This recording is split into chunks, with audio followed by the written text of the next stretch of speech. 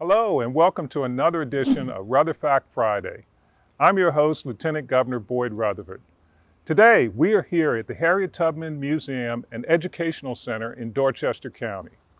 Harriet Tubman is the most famous of the conductors on the Underground Railroad, credited with helping dozens of slaves escape to freedom, including here in her home state of Maryland. Today, we will continue to explore the history of constitutional amendments that significantly reshaped America and life for African Americans after the Civil War. Many are now recognizing Juneteenth.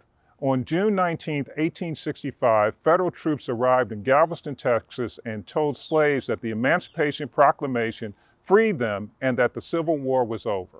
However, the day that slavery legally ended in the United States was December 6, 1865, the day the 13th Amendment was ratified.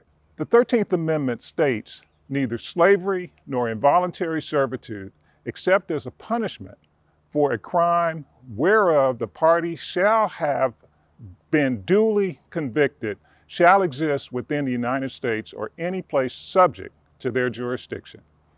Congress shall have power to enforce this article by appropriate legislation.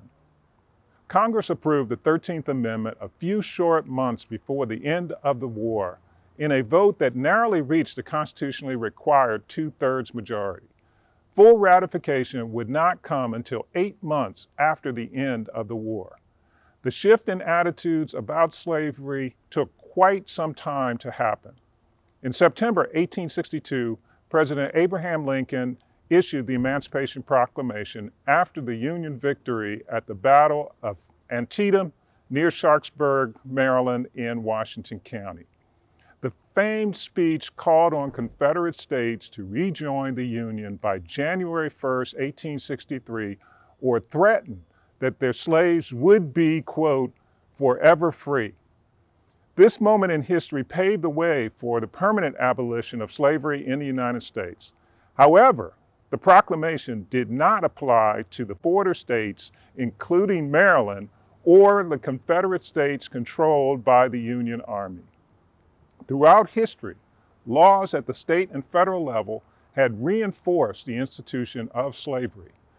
In 1857, the United States Supreme Court, led by Justice Roger Taney, handed down the Dred Scott decision that denied African Americans equal rights as citizens.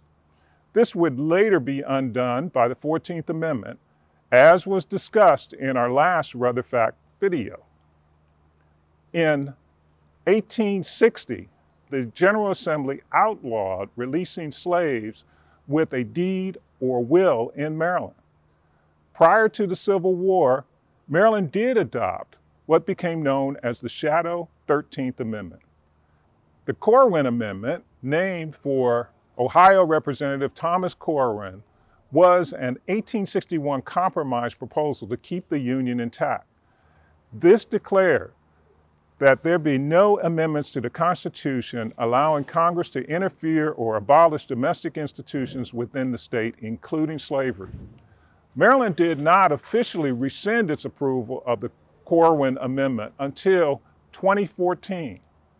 On November 1st, 1864, nearly 2 years after the Emancipation Proclamation, the state of Maryland adopted a new constitution that outlawed slavery.